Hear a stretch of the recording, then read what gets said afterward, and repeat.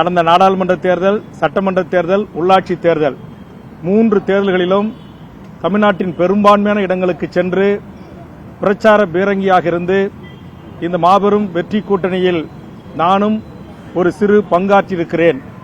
அந்த வகையில் இந்த நாடாளுமன்ற தேர்தலில் தமிழக வாழ்வுரிமை கட்சியின் குரல் தமிழக சட்டமன்றத்தில் எப்படி தமிழ்நாட்டு மக்களின் குரலாக ஓங்கி ஒலிக்கிறதோ அதுபோன்று நாடாளுமன்றத்தில் ஒலிக்க வேண்டும் என்கிற எனது விருப்பத்தையும் எனது கட்சியின் பொதுக்குழு தீர்மானத்தையும் திமுக பேச்சுவார்த்தை குழுவிடம் ஒப்படைத்திருக்கிறேன். அவர்கள் இந்த செய்தியை உடனடியாக மாண்புமிகு தமிழ்நாடு முதலமைச்சர் அண்ணன் தளபதி அவருடைய கவனத்திற்கு எடுத்துச் சென்று உங்களுக்கு நல்ல பதிலை தருகிறோம் என்று தெரிவித்திருக்கிறார்கள்.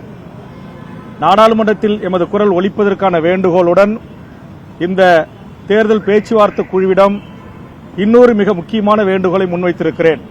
அந்த வேண்டுகோள் இந்த நாடாளுமன்ற தேர்தலுக்கு முன்பாக தமிழ்நாட்டில் சாதிவாரி கணக்கெடுப்பு நடத்தப்பட வேண்டும் என்கிற ஒரு வரலாற்று சிறப்புமிக்க அறிவிப்பினை மாண்புமிகு தமிழ்நாடு முதலமைச்சர் அவர்கள் வெளியிட வேண்டும்.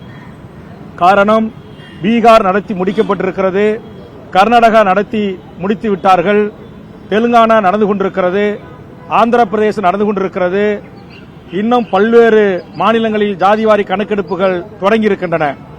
சமூக நீதியின் தாயகமாக இருக்கிற சமூக நீதி தலைவர் முத்தமிழறிஞர் கலைஞரின் வழிவந்த கலைஞரின் அரசாக நம்முடைய தளபதி அரசு அந்த சாதிவாரி கணக்கெடுப்பை உடனடியாக நடத்த வேண்டும் என்கிற என்னுடைய அழுத்தமான வேண்டுகோளையும் நான் முன்வைத்திருக்கிறேன். அதையும் உடனடியாக தளபதி அவருடைய கவனத்திற்கு எடுத்துச் சென்று கண்டிப்பாக அதற்குரிய பதிலை உங்களுக்கு தருகிறோம் என்ற தகவலை தெரிவித்திருக்கிறது குழு. ஆதலால் இந்த சந்திப்பு மற்றற்ற மகிழ்ச்சி அடைகிற ஒரு சந்திப்பாக இருக்கிறது. நேற்றைய தினம் தமிழ்நாடு முதலமைச்சர் அண்ணன் தளபதி அவர்களை சந்திக்கின்ற போது அவர் கண்டிப்பாக நாளை உங்களை எங்கள் குழு அழைத்து பேசும் என்று சொன்னார். அதுபோன்று குழு அழைத்து பேசியிருக்கிறது. இப்ப குழுவிடம் என்னுடைய கருத்தை வேண்டுகோளை தெரிவித்திருக்கிறேன்.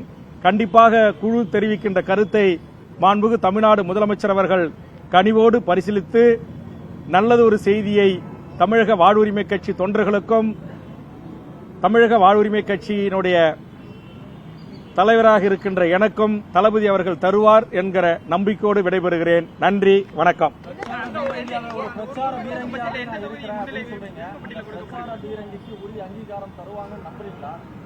கண்டிப்பா தருவார் என்று நம்பிக்கையோடு தான் இன்றைக்கு அவருடைய அழைப்பை ஏற்று வருகின்றிருக்கிறேன்.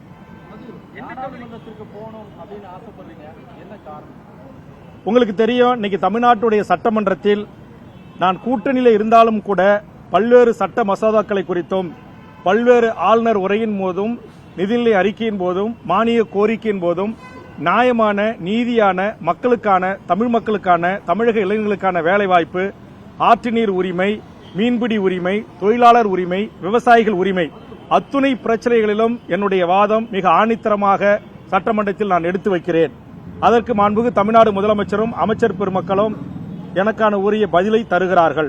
அதனால் குரலற்ற மக்களின் குரல் சட்டமன்றத்தில் ஒலிக்கின்ற காரணத்தினால் அவர்களுக்கான பல்வேறு திட்டங்களும் பல்வேறு மாற்றங்களும் இந்த மண்ணில் உருவாகி இருக்கிறது.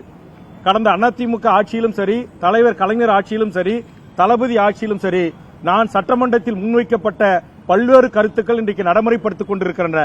அதுபோன்று இந்திய நாடாளுமன்றத்தில் எமது கட்சியின் சார்பாக செல்கின்ற நாடாளுமன்ற உறுப்பினர் தமிழ்நாட்டு மக்களுடைய பிரச்சனைகளையும் தொடர்ந்து பாசிச பாரதிய ஜனதா அரசால் தமிழகம் புறக்கணிக்கப்படுவதை குறித்தும் தமிழர்கள் வஞ்சிக்கப்படுவதை குறித்தும் தமிழ் சமூகத்தின் உரிமைகள் தொடர்ந்து இன்றைக்கு பறிக்கப்பட்டு வருவதை குறித்தும் மிக ஆணித்தரமாக என்னைப் போலவே நாடாளுமன்றத்தில் எடுத்து வைக்க வேண்டும் என்கிற எமது ஒட்டுமொத்த தமிழக வாழ்வுரிமை கட்சி நிர்வாகிகளின் எண்ணத்தை ஈடேற்றம் செய்வதற்காக நிறைவேற்றுவதற்காக ஒரு வாய்ப்பை எங்களுக்கு தாருங்கள் என்கிற வேண்டுகோளை நான் திமுக தலைமையிடம் முன்வைத்திருக்கிறேன்.